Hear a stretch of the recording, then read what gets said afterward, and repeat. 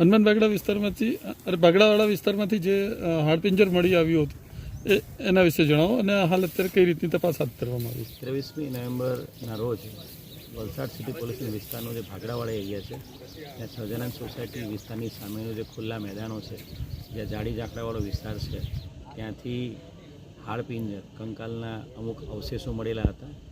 પૂરું કંકાલ નથી મળ્યું, પરંતુ જે અવશેષો હાડકાને બધું મળેલા હતા એ માનવ કંકાલ ધ્યાને રાખીને તાત્કાલિક અસરથી પોલીસ દ્વારા કાયદેસરની કાર્યવાહી કરવામાં આવી હતી. આ માનવ કંકાલના જે અલગ અલગ 10 મીટરની અંદર જે થોડા અવશેષો મળેલા છે તમામને કલેક્ટ કરીને FSLને બોલાવી લેવામાં આવી હતી.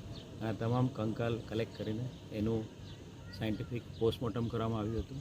હાલના તબક્કે આ જે કંકાલ છે એ 15થી 30 વર્ષની વચ્ચેની કોઈ મહિલાનું કંકાલ છે અને જેનું મૃત્યુ આજથી 3 અઠવાડિયા પહેલાંથી માંડીને 3 મહિના એટલે 3 મહિનાથી 3 અઠવાડિયાની વચ્ચેના સમયગાળામાં આજથી 4 મહિના પહેલાંના સમયગાળામાં આ અવસાન થયેલું હોવાની શક્યતાઓ છે.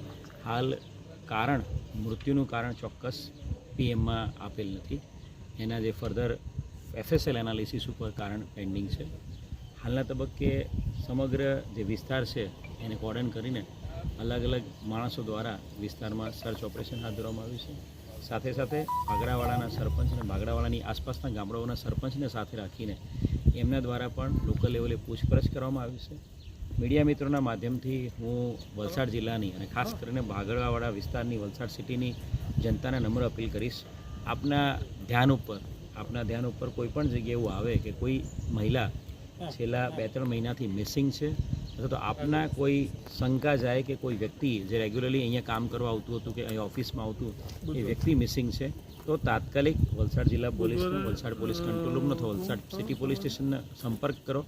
આપના દ્વારા આપેલી કોઈ પણ માહિતી છે એ અમને આ વ્યક્તિ જે છે એની આઈડેન્ટિટી કન્ફર્મ કરવામાં મદદરૂપ થશે અને આઈડેન્ટિટી કન્ફર્મ કરવાની સાથે સાથે અમને એનું મૃત્યુનું ચોક્કસ કારણ જાણવામાં પણ મદદરૂપ થઈ શકે.